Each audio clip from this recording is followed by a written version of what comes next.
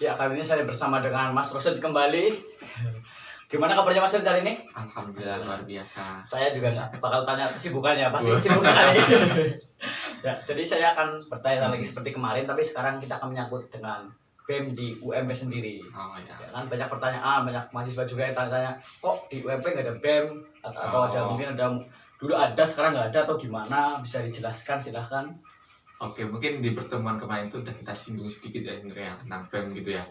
Saya memang iya ya, ketika kita bicara kok di kampus kita nggak ada BEM gitu Yeah. ya. Ketika mungkin ditanya dari kampus lain, BEM-nya gimana, yang ospek siapa atau yang Yeah, PPKMB siapa gitu kan. Mungkin kan bertanya kok BEM-nya nggak ada apa sih kemudian BEM-nya nggak ada gitu kan.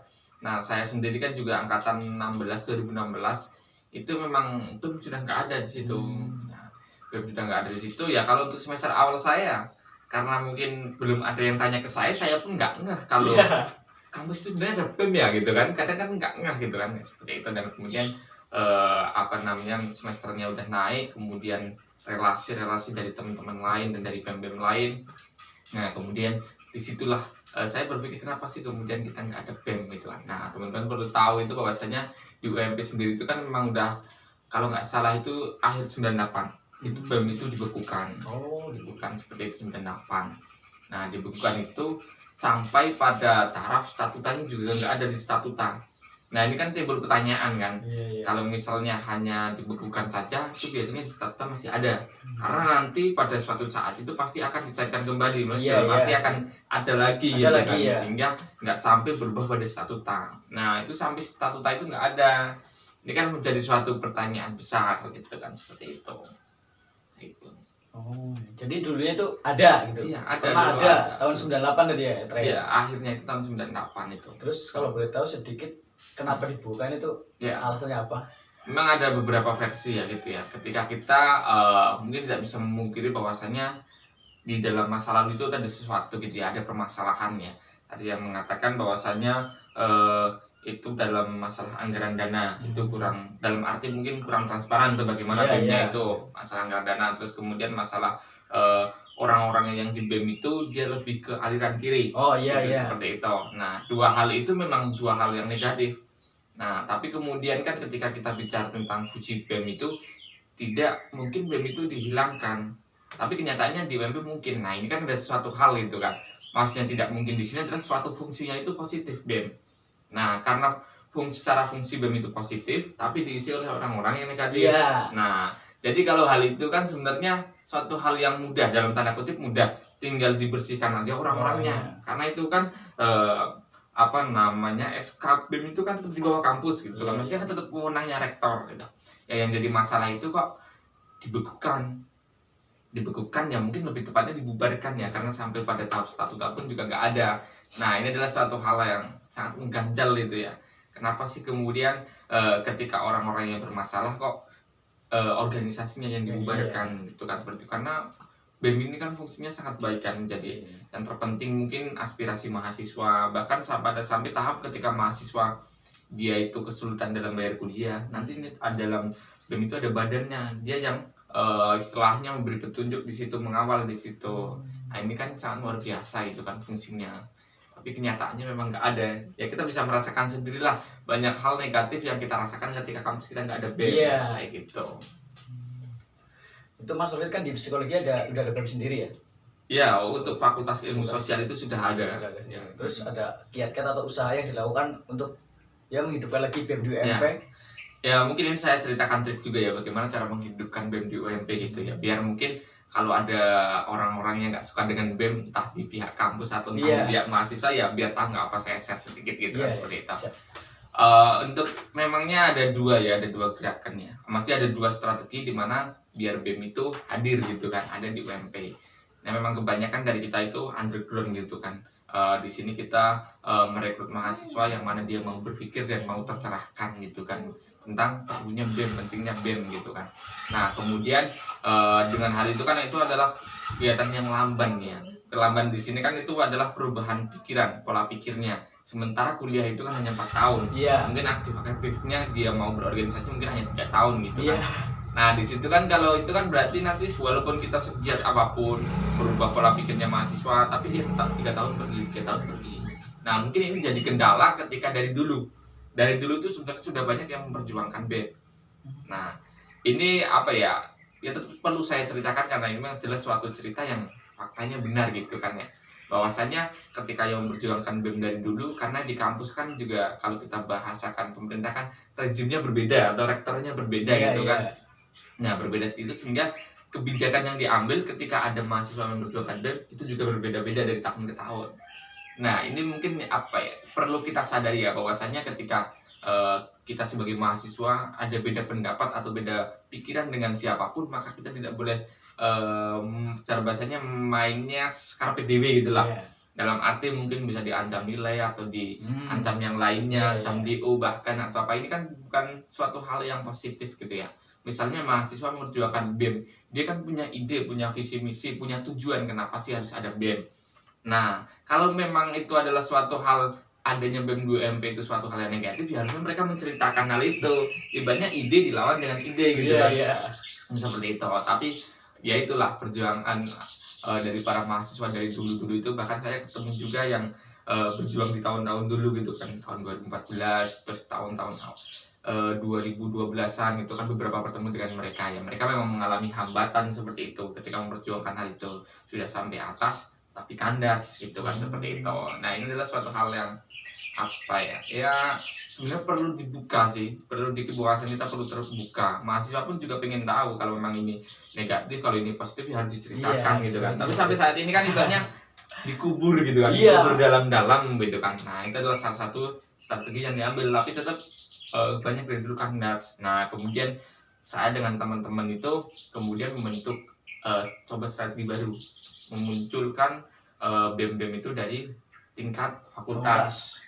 Nah untuk saya sendiri kan dari Fakultas Ilmu Sosial ya, itu kan menaungi 2 prodi psikologi dan prodi hukum. Nah alhamdulillah dari 2 prodi itu terbentuk 1 BEM, namanya itu BEMFIS, itu Fakultas Ilmu Sosial gitu kan, seperti itu. Nah memang ya sudah berdiri sejak 2019 awal kayaknya, 2019 awal itu berdiri di tahun itu. Dan kemudian juga sudah ditandatangani dekan waktu itu, dekannya itu sudah tanda tangan di situ. Ya memang pergerakannya belum begitu masif ya, karena memang dari sumber dana nggak ada gitu kan. Ya jadi kita benar-benar bergerak itu dengan pengorbanan dalam materi pribadi, waktu pribadi gitu kan. Ya emang apa ya, gini ya, saya nggak habis pikir ya ketika ada mahasiswa yang memperjuangkan BEM, dia sampai rela ibaratnya pergi mencari tentang ilmu tentang BEM, pergi menemukan relasi BEM PTM yang lain, dia sampai mengeluarkan uang pribadi gitu loh. Terus kemudian mau dibawa ke kampus itu misalnya kayak yang dulu itu yang enggak atau bahkan apa mungkin diancam yang enggak gitu kan. Ini adalah suatu hal yang keliru, sangat keliru. Tapi alhamdulillah untuk yang saya sendiri ini dan teman-teman semua yang perjuangkan BEM di sini, kalau saya merasakan sendiri itu memang tidak ada apa ya, dalam arti itu tidak ada ancaman seperti dulu, atau dalam arti resiko-resiko seperti dulu gitu kan. Kalau mungkin ancaman kalimatnya terlalu negatif nanti ada yang tersinggung. Ya kan seperti itu gitu kan. Alhamdulillah itu memang lebih soft gitulah, seperti itu. Tapi memang pada kenyataannya BEM sampai saat ini belum ada. Nah tapi dengan hal itu terus bahwasannya dari pihak rektorat itu sudah berjanji bahwasannya BEM itu nantinya pasti ada. Nah tapi yang saya takutkan itu hanya suatu janji. Nah itu seperti itu, suatu janji, paling nanti 1 tahun lagi yang memperjuangkan lulus gitu kan. Nah ini adalah ya hal yang perlu saya khawatirkan juga. Jangan-jangan ini strategi mereka untuk nantinya menghanguskan perjuangan BEM gitu kan. Ya mau tidak mau, jika memang BEM itu tidak ada di UMP dan terus dihalangi yang memperjuangkannya, ini adalah suatu kezaliman gitu, seperti itu. Terus langkah yang paling nyata yang pernah Mas dilakukan mungkin mendesak rektor atau gimana? Ya hal itu pernah ya dilakukan waktu kapan ya, pergantian ketika para rektorat dan para wakil rektor itu, ya rektorat itu wakil rektor udah dilantik jadi secara resmi gitu kan. Kemudian saya dengan teman-teman itu melakukan audiensi. Dulu ada dari WR3 selaku kemahasiswaan, dan kemudian dulu ada Pak Rektor. Dulu kita audiensi itu di ruang rapat rektorat itu yang atas itu. Kalau dari perwakilan mahasiswa itu yang masuk mungkin ada berapa ya? Ada 15-an yang masuk, dan yang lainnya ada yang di luar ada 30-an gitu kan. kita audiensi melakukan hal itu. Nah, di situ secara ide, secara pemikiran, kemudian secara fungsi BEM, kan karena kami juga menyampaikan visi misi, itu dalam arti diterima di sini. Memang apa yang kita bawa, apa yang kita perjuangkan tentang BEM itu memang positif, sehingga mereka tidak bisa menolak, sehingga pada suatu keputusan membicarakannya adalah waktu. Nah, tapi waktu itu belum ada satu kesepakatan kapan nih BEM-nya jadi tanggal berapa sih, itu belum ada kesepakatan waktu di situ. Nah, kemudian karena memang di statuta juga berubah, dalam arti di statuta juga tidak ada kalimat tertera bahwasanya ada BEM di situ, yang ada hanya organisasi kemahasiswaan, yang mana itu kemudian ditaruh di situ adanya UKM dan kemudian Ortom IMM dan Hima gitu yang ada di situ. Nah, kemudian sebenarnya kita sebagai mahasiswa pun punya hak untuk mendirikan BEM. Di dalam statuta disebutkan itu, cuma memang posisi kata ada BEM itu kan itu dihapus itu. Ya, kemudian alasan dari pihak kampus itu menyatakan bahwasanya ini harus dirubah dulu. Nah, pada hal itu memang ini sudah proses dirubah statuta. Ya, kalau saya sih harapannya ini positif gitu kan, sepertinya bahwasanya insya Allah nanti ada gitu kan. Jangan sampai ini hanya mengulur-ulur waktu gitu kan. Kan mahasiswa 4 tahun gitu kan, seperti itu. Berarti dari zaman sebelum Mas Rudi dulu-dulunya juga udah banyak yang berjuang seperti ini. Iya, udah banyak yang berjuang, dan dia ada yang tumbang karena memang sudah waktunya lulus, mungkin udah semesternya udah terlalu banyak. Ada juga yang mereka diluluskan lebih cepat gitu kan, seperti itu.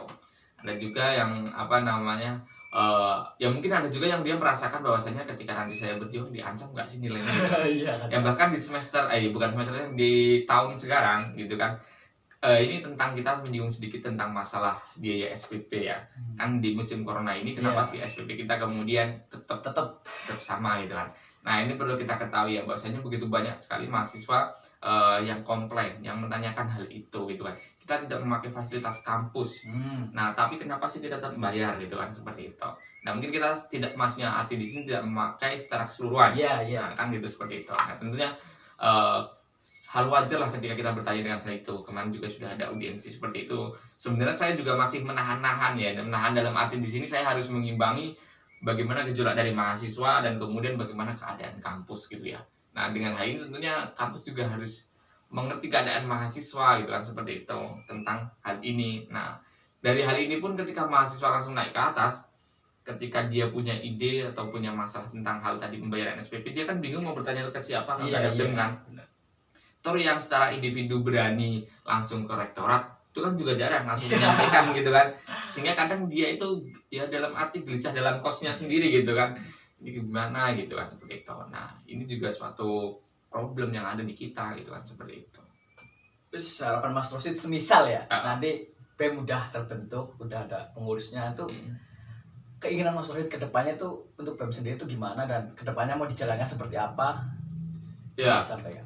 Sebenarnya kan secara BEM ya, kita harus melihat secara fungsi dasarnya untuk apa, itu yang memang harus berjalan. Dan kemudian secara pemikiran bahwasannya kalau memang sekarang ya, ketika kita lihat BEM-BEM di luar sana gitu kan, saya tidak membicarakan mereka yang di sana, tapi kita juga harus melihat suatu keadaan ya, bahwasannya BEM di sini kadang lebih terkenalnya dia yang suka aksi, suka apa gitu kan. Nah, itu tetap bagus, tapi dalam arti di sini kita kritisnya itu harus memahami keadaan, seperti itu dalam garis besarnya.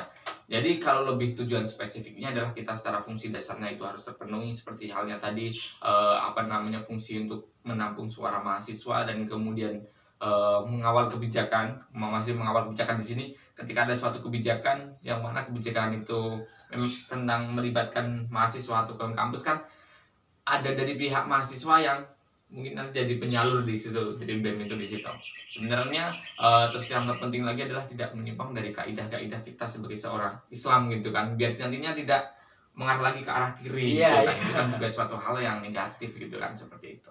Jadi itu adalah suatu wadah kegiatan di situ, bagaimana mahasiswa berlatih di situ. Jadi secara saya tidak kalian harus melangkah ke sini gitu kan, tapi saya lebih lebih menentukan tujuannya. Kamu itu tujuannya ke sini gitu kan. Jadi mau melangkahnya lewat mana, asalkan itu suatu jalan ke tujuan situ, saya tidak mempermasalahkan. Karena saya kan di kampus hanya berapa waktunya gitu kan. Jadi yang monggo saja gitu kan, seperti itu. Jadi fungsi band sendiri sebenarnya sangat penting gitu. Iya, sangat penting. Tapi di kampus kita seolah-olah tidak penting gitu. Iya. Secara kasarnya gitu. Karena kadang gini, apa ya? Kita sudah terlahir sudah tidak ada band gitu ya. Iya. Cara bahasanya ya gini ya, misalnya kita ke kamar mandi ya. Kita lahir dari kecil sampai tua atau sampai sekarang itu nggak ada gayung gitu. Iya. Jadi sehingga kita nggak tahu kalau gayung itu penting gitu Iya, kan, iya. mandi ya kan. Nah, kemudian ketika kita tahu ya ternyata gayung itu ya penting buat ngambil air gitu Iya, kan. Nah, iya. itu yang jadi masalah kadang problem di kita itu sekarang di mahasiswa ini seperti itu. Kadang ada cerita dulu itu loh.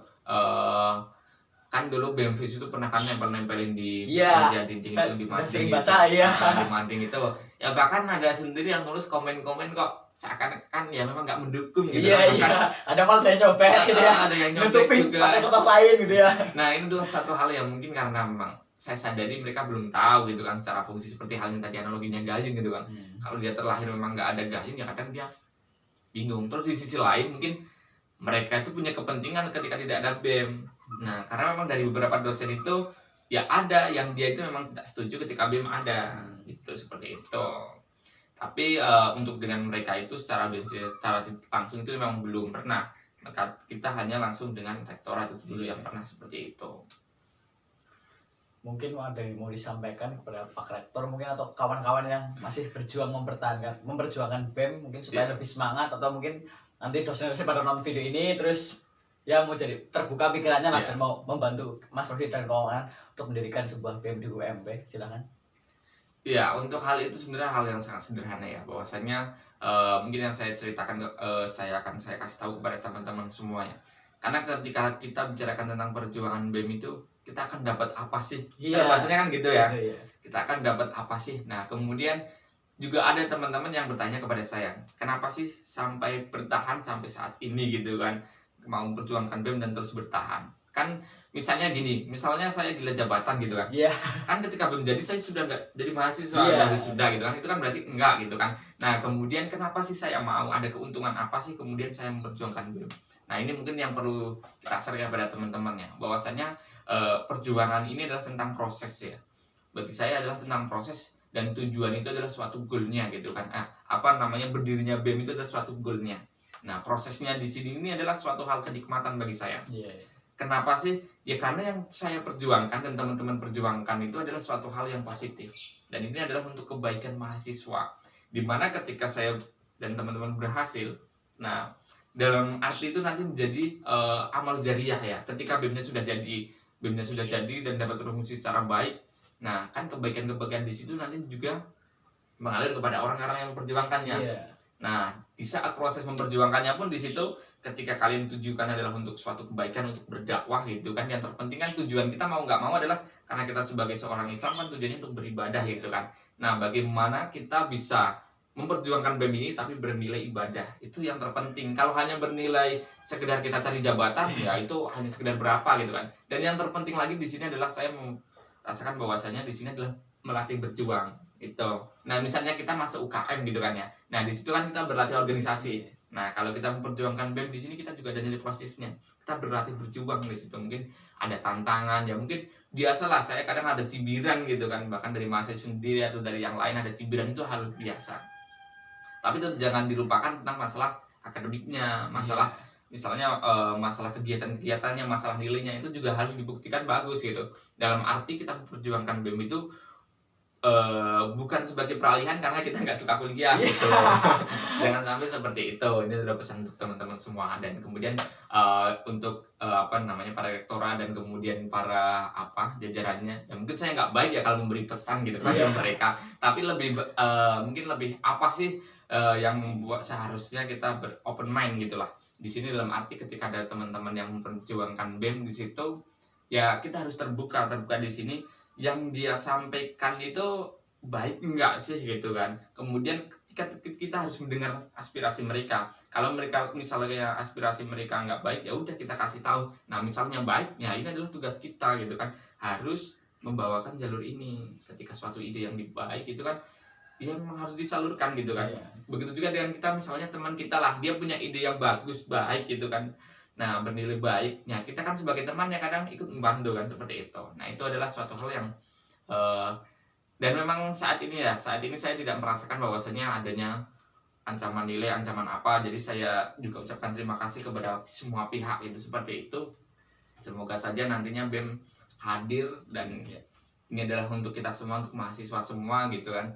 Nah, ini adalah suatu hal yang perlu kita ingat ya, bahwasanya kampus lain itu ya, ini adalah analogi sederhana ya, atau pemikiran sederhana. Kampus lain aja ada BEM gitu kan. Kenapa sih kita enggak gitu kan?